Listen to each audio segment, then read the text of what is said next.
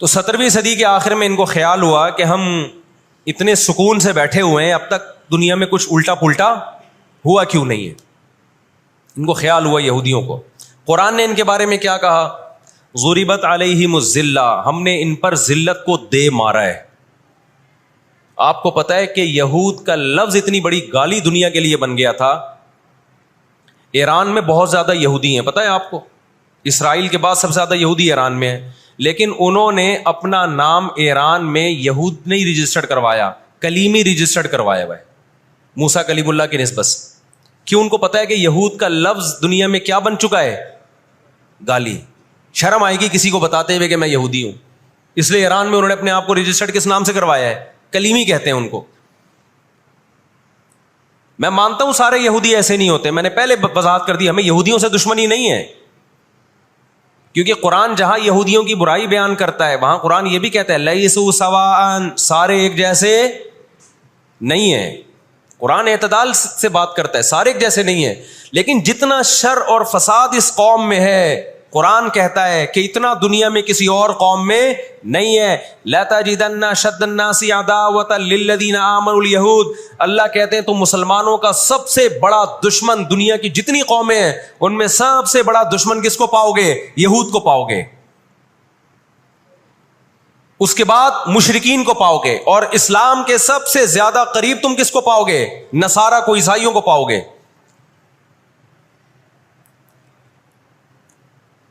تو ان کو بہت عرصے سے, صدیوں سے کچھ دنیا میں ہوا نہیں تھا, تو ان کو بیٹھے بیٹھے پریشانی ہونا شروع ہو گئی. چند ان کے فسادی لوگ جمع ہوئے اور انہوں نے کہا کہ بھئی دنیا میں ہر قوم کے پاس ایک ملک ہے, ہر مذہب کے پاس ایک ملک ہے, تو ہمارے پاس بھی ہونا چاہیے. حالانکہ یہ بات ہی غلط ہے, دنیا میں ہر قوم کے پاس ملک نہیں ہے. دنیا میں لاکھوں قومیں ہیں, ملک تھوڑی لاکھوں ہیں. پاکستان میں کتنی قومیں ہیں؟ سرائکی ہے, پنجابی ہیں, اردو ہیں, پٹھان ہیں, بلوچی ہیں. اگر قومیت کی بیس پہ ملک بنانا شروع کر دیں پھر تو 1-1 انچ کے ملک وجود میں آئیں گے. پھر سرائکیوں میں جائیں گے تو سرائکیوں میں 20 قومیں ہیں, پٹھانوں میں جائیں گے پٹھانوں میں 40 قومیں نکلیں گی, مہاجروں میں جائیں گے ان میں صدیقی الگ ہے, ہاشمی الگ ہے, 20 قسم کے, بہاری الگ ہے. وہ تو قوم در قومیں بٹتی چلی جائیں گی. انہوں نے کہا دنیا میں ہر مذہب کے پاس ایک ملک ہے. حالانکہ یہ بات بھی, سکھوں کے پاس کوئی الگ ملک ہے؟ کوشش کر رہے ہیں وہ بنانے کی, لیکن اب تک کی رپورٹ کے مطابق نہیں ہے. بہت ساری دنیا میں مذہب ہے جن کے پاس کوئی کنٹری, مذہب کی بیس پہ حکومت دنیا میں 3 قوموں نے کی ہے. مذہب کی بیس پہ جو آسمانی مذاہب ہیں, یہود, عیسائی اور مسلمان. پہلی جنگ عظیم ختم ہونے والی تھی, دنیا امن و امان کی طرف آ رہی تھی, ان کو وہ دنیا کا امن پسند نہیں آیا. انہوں نے جناب طے کیا کہ ہمیں ایک ملک ملنا چاہیے. ان کے بڑے بیٹھے, کسی نے کہا افریقہ میں ہونا چاہیے, کسی نے کہا فلاں جگہ ہونا چاہیے, کسی نے کہا فلاں جگہ ہونا چاہیے. ان میں چند شرارتیوں کو خیال آیا کہ اگر ہم کسی بھی ملک میں کسی بھی زمین پہ اناؤنس کریں گے نا یہاں ہم نیا کنٹری بنانا چاہتے ہیں, تو ہمارے یہود خود اس پہ آمادہ نہیں ہوں گے. اس لیے کہ جو شخص کسی ملک میں سکون اور اطمینان کے ساتھ رہ رہا ہے, کوئی یہودی, تو وہ کیوں آئے گا ہجرت کر کے وہاں پہ؟ سمجھ میں آ رہی ہے بات؟ بھائی آپ کسی کنٹری میں امن اور سکون کے ساتھ ہو, اعلان ہوتا ہے ان لوگوں کے لیے وہاں الگ ملک بن رہا ہے, تو آپ کہو گے مجھے جانے کی کیا ضرورت ہے جب میں یہاں سکون اطمینان سے ہوں, مجھے تمام حقوق حاصل ہیں. یہودیوں کو پوری دنیا میں ہر قسم کے حقوق حاصل تھے, اور سب سے زیادہ یہودیوں کے ساتھ اچھا سلوک مسلمان خلفاء نے کیا ہے. یہودی خود اس کے معترف ہیں کہ مسلمانوں کی اور ہماری جنگیں وہ بنو قریظہ اور بنو نذیر کے بعد, وہ جو مدینہ کے دور میں اس کے بعد کبھی بھی نہیں ہوئی ہیں. مسلمانوں کی لڑائیاں یا تو اہل فارس سے ہوئی ہیں, ایران جو پہلے کا ایران تھا, یا عیسائیوں سے ہوئی ہیں, یہودیوں سے جھڑپیں نہیں ہوئی ہیں. تو ان کو خیال ہوا بیٹھے بیٹھے کہ ہمیں الگ ریاست چاہیے. مختلف جگہوں کا سلیکشن ہوا, سب ریجیکٹ ہو گیا.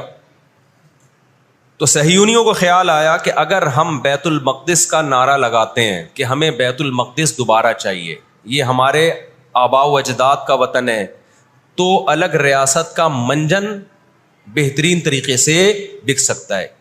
مذہبی لوگ جہاں لوگوں کو صحیح گائیڈ کرتے ہیں، خوب سمجھ لو مذہب کے نام کا منجن بھی مذہب میں ہی بکتا ہے. آج بھی ایسا ہو رہا ہے. بہت سی مذہبی تحریکیں لیبل کس کا لگا رہی ہوتی ہیں؟ اسلام میں بھی ایسا ہی ہے. جہاں اسلام میں آپ کو اچھی تحریکیں ملیں گی وہاں ایسی تحریکیں بھی ملیں گی کہ لیبل کس کا لگایا جا رہا ہوتا ہے؟ مذہب کا، اور مقصد اس کے پیچھے دنیاوی مفاد ہوتے ہیں. اس کو سمجھنے کی ضرورت ہے. ہمارے یہاں جہاں بھی نعرہ لگ جائے نا مذہب کا تو لوگ سارے گدھے گھوڑوں کی طرح اکٹھے ہو جاتے ہیں. یہ نہیں دیکھتے کہ اس کے پیچھے اس کے مقاصد کیا ہیں.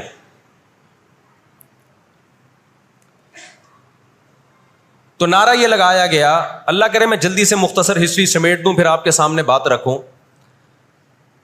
نعرہ یہ لگایا گیا کہ چونکہ بیت المقدس ہمارا تھا، یعقوب علیہ السلام، یوسف علیہ السلام، موسیٰ علیہ السلام اور جتنے پیغمبر گزرے، یحییٰ علیہ السلام، زکریا علیہ السلام، ان سب کا مرکز کون سی جگہ ہے؟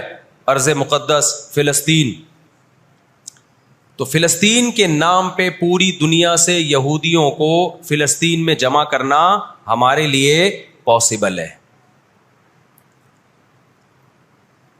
مگر یہودی بکھرے ہوئے تھے، ان کے پاس اتنی طاقت نہیں تھی. 2 سازشیں انہوں نے کی ہیں. نمبر 1، تجارت اپنے کنٹرول میں لو. قرآن کہتا ہے وَأَخْذِهِمُ الرِّبَا وَقَدْ نُهُوا عَنْهُ، اللہ نے ان پر سود لینے پر پابندی لگائی تھی. انہوں نے دنیا کو سود کے نظام میں لپیٹ دیا. پوری دنیا کی دولت مرتکز ہو کے کس کے پاس آنے لگی؟ یہودیوں کے پاس. مذہبی ریاست بنائی جا رہی ہے. اس کی مثال ایسے ہے جیسے ہم مسجد بنا رہے ہیں اور بندوق ہاتھ میں لے کے لوگوں کو ڈکیتیاں کر کے پیسہ لاؤ. جتنا پیسہ بنے گا، جتنا پیسہ اکٹھا ہوگا ہم اسے کیا بنائیں گے؟ مسجد بنائیں گے. تو اس سے صاف پتہ چل جائے گا بھائی تیرا مقصد مسجد بنانا نہیں ہے، مسجد کے نام پہ منجن بیچنا ہے. سمجھ میں آ رہی ہے بات کہ نہیں آ رہی؟ لیبل مسجد کا لگ رہا ہے اس کے پیچھے، کیونکہ جو مسجد جو بنانا چاہتا ہے وہ کبھی بھی حرام پیسے سے مسجد نہیں بنائے گا. تورات میں آج تک سود کی حرمت موجود ہے اور قرآن نے بیان کیا کہ ان کو ہم نے سود لینے سے منع کیا، لیکن انہوں نے سود لینا شروع کر دیا. بڑے بڑے بینک آج کس کے پاس ہیں؟ ان کے تانے بانے سارے کس سے جا کے ملتے ہیں؟ یہودیوں سے. بیٹھے بیٹھے پیسہ جمع کرنا شروع کیا. تبھی تو میں کہتا ہوں یہ جو بڑے بڑے جنرل اسٹور بنے ہوئے ہیں نا، مال بنے ہوئے ہیں، جو بینکوں سے سودی قرضہ لے کے کروڑوں روپے پھونک دیتے ہیں، اس کے بجائے نا اپنے ان غریب دکانداروں کے پاس جایا کرو جو اپنے باپ کی کمائی سے، وراثت کے پیسوں سے دکان بنا کے بیٹھے ہوئے ہیں. یہ جو سودی نظام ہے نا، سودی نظام، اس سے دنیا کی دولت مرتکز ہو کے چند ہاتھوں میں جاتی ہے. پھر وہ چند ہاتھ ہی آپ کے باپ بن کے بیٹھتے ہیں دنیا میں. جب سے یہ بڑے بڑے سٹورز بننا شروع ہوئے ہیں، مال بننا شروع ہوئے ہیں، یہ چھوٹے موٹے دکانداروں کی جو حلال کی آمدن تھی، ان کی جو بینکوں سے قرضے نہیں تھے، جو دادے پردادے سے محنت کر کے آ رہے تھے اور اب اتنا جمع کیا کہ ایک دکان بنا لیں، وہ سارے ایک طرف رہ گئے. اور ایک سرمایہ دار اٹھتا ہے بینکوں سے اربوں روپے کا قرضہ لے کے ایک بہت بڑی بلڈنگ بنا دیتا ہے اور بیٹھ کے نوٹ چھاپتا ہے. وہ یہ کون سا ان کی خون پسینے کی کمائی ہوتی ہے؟ تو اس عذاب میں دنیا کو کس نے دھکیلا؟ سودی نظام میں. بولو، یہودی نے دھکیلا ہے. ان کے شاطر دماغ نے کام کیا کہ پوری دنیا کی معیشت کس کے کنٹرول میں لے کر آؤ؟ اپنے کنٹرول میں. آج اگر حاجی، ہم یہاں سے حج کرنے جاتے ہیں نا، میں نے ایک دفعہ سعودی عرب میں کسی سے پوچھا کہ یہودیوں کو یہ کھٹکتا نہیں ہے، اتنے لاکھ لوگ آ رہے ہیں، 40 لاکھ 50 لاکھ لوگ حج کر کے جا رہے ہیں، ان کو کھٹکتا نہیں ہوگا؟ اتنی اللہ نے مسلمانوں کو عزت دی. انہوں نے کہا ان کو نہیں کھٹکتا، یہ چاہتے ہیں کہ 40 لاکھ کے بجائے 80 لاکھ لوگ حج کیا کریں. وجہ اس کی ہے کہ وہاں سارا مال ان کی کمپنیوں کا بکتا ہے. میں سمجھا پا رہا ہوں اپنی بات؟ ساری پروڈکٹ کس کی بکتی ہیں؟ منجن انہی کا بک رہا ہے وہاں بھی. تو چاہتے ہیں 40 لاکھ کے بجائے کتنے لاکھ حج کیا کریں؟ 80 لاکھ حج کیا کریں. اللہ میاں نے حج کا جہاں تذکرہ کیا نا، وہاں تجارت کا بھی تذکرہ کیا ہے. لیس علیکم جناح ان تبتغوا فضلا من ربکم. مسلمان جب حج کرنے جاتے تھے تو تجارت بھی کرتے تھے، کیونکہ پوری دنیا سے مسلمان آ رہے ہیں. ایک ملک میں ایک چیز سستی ہے، دوسرے ملک میں وہ مہنگی ہے.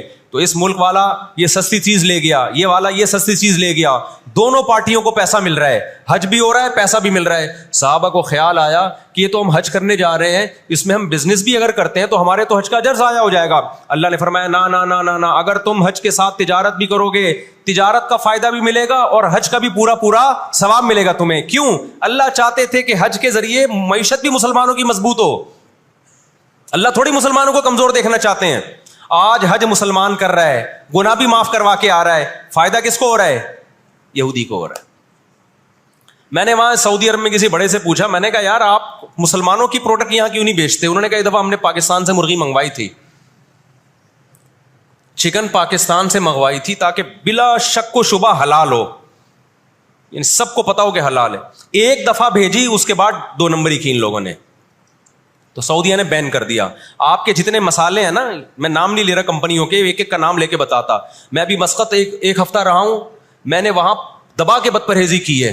لڈو بھی کھائے, مٹھائیاں بھی کھائیں, بریانیاں بھی پھوڑی, ایک دفعہ پیٹ خراب نہیں ہوا. جرمنی گیا, پھوڑ پھاڑ کے آیا, پیٹ خراب نہیں ہوا.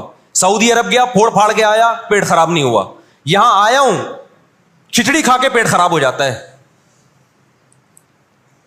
پتہ نہیں کیا کھلا رہے ہیں یار ہمیں. مسقط میں نے پوچھا یار یہاں پیٹ نہیں خراب ہو رہا؟ انہوں نے کہا یہاں آپ کے مسالوں پر پابندی ہے, پاکستان سے مسالوں پر یہاں کیا ہے؟ پابندی ہے, اس لیے پیٹ خراب نہیں ہو رہا. جرمنی میں مجھے وہاں لوگوں نے بتایا کہ جرمنی میں پاکستانی مسالوں پر کیا ہے؟ پابندی ہے, اس لیے پیٹ خراب نہیں ہو رہا. جہاں پاکستان سے مسالہ جائے گا لوگوں کے پیٹوں کی ایسی کی تیسی کر دے گا وہ. یہ ہے بزنس, سمجھ رہے ہو؟ پھر کچھ مسالے آ رہے ہیں وہاں پہ, لیکن ان میں وہ ٹیسٹ نہیں ہے جو یہاں ہے.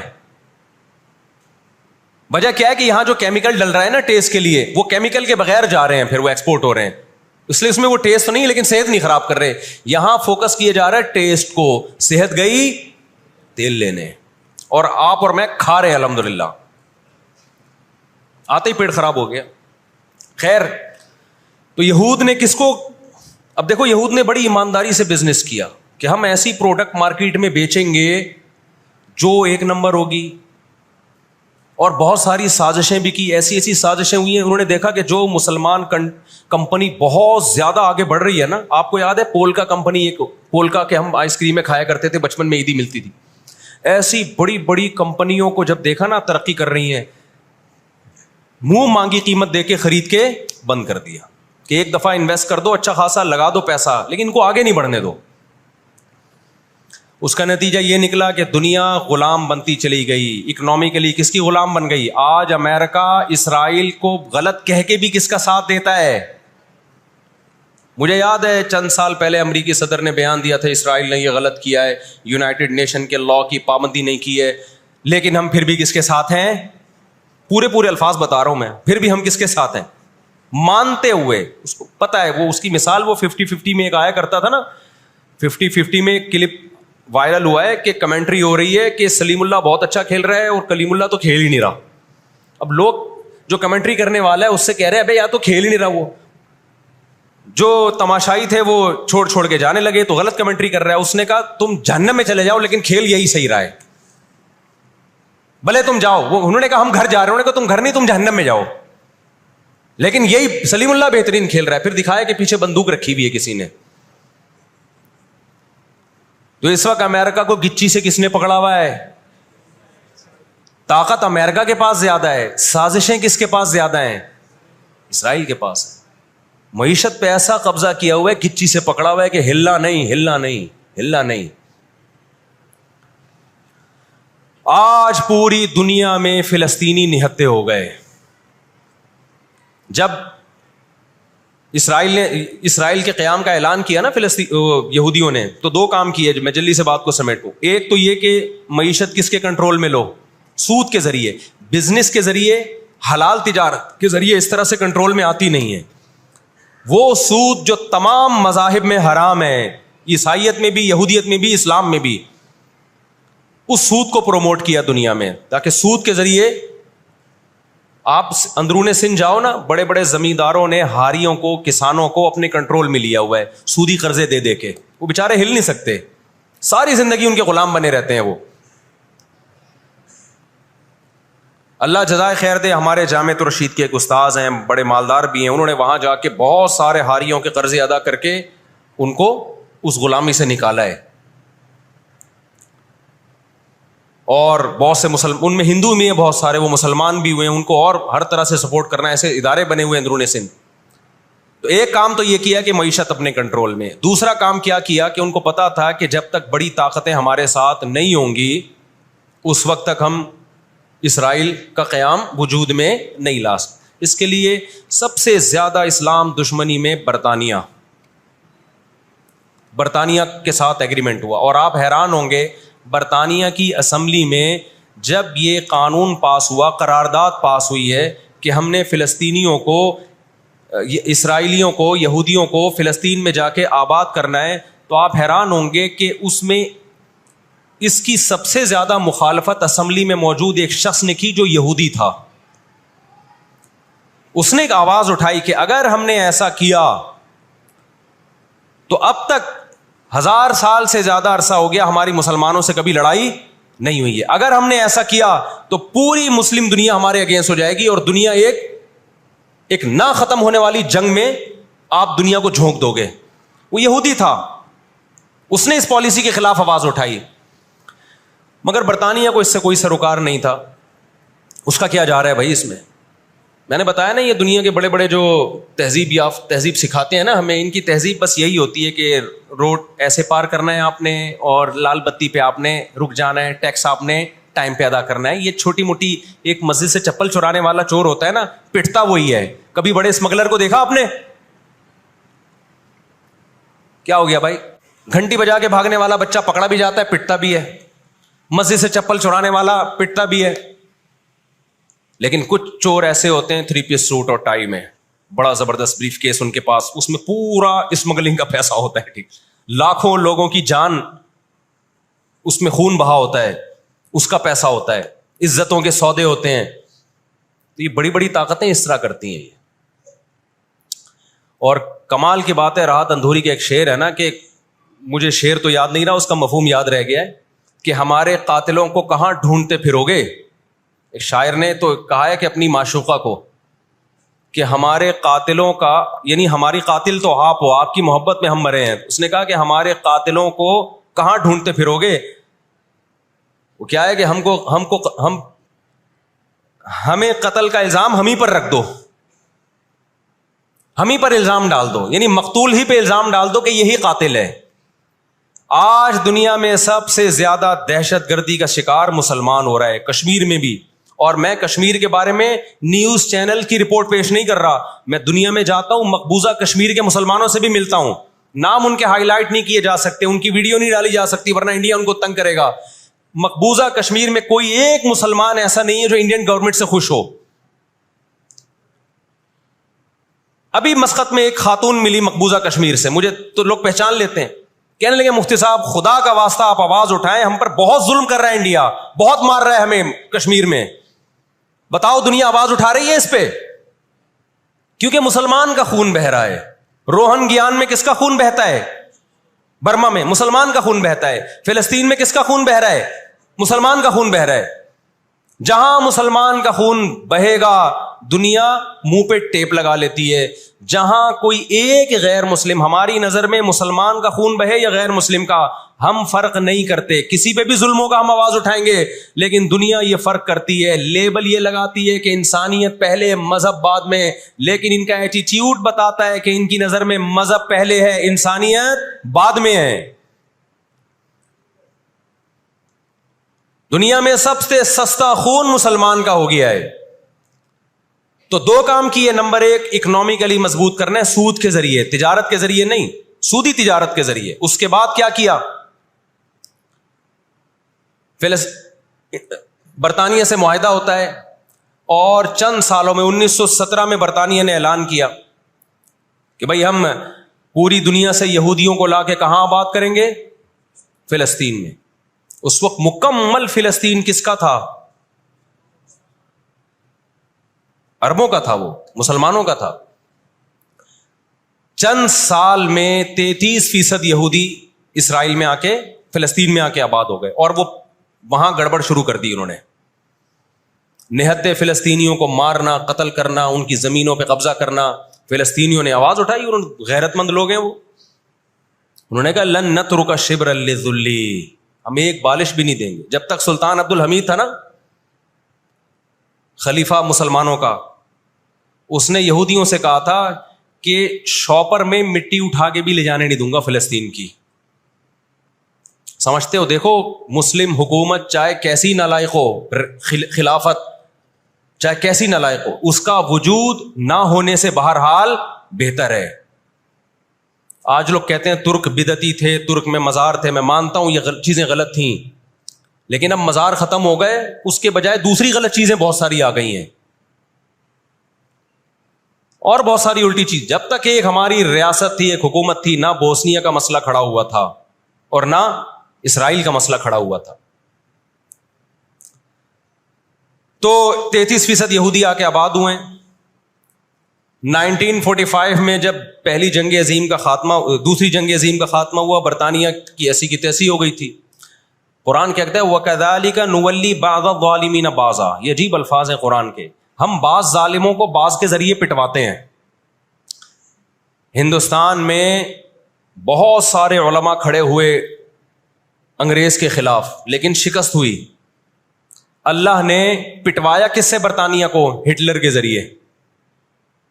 ٹھیک ہے برطانیہ جنگ ہارا نہیں، لیکن اتنا کمزور ہو گیا، جو اس نے 200 سال محنت کی تھی بر صغیر پہ کنٹرول کرنے کے لیے، اسے اندازہ ہو گیا کہ اب میں وہ کنٹرول برقرار نہیں رکھ سکتا.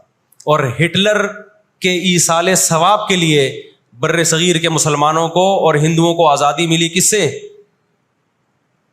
برٹش سے آزادی ملی.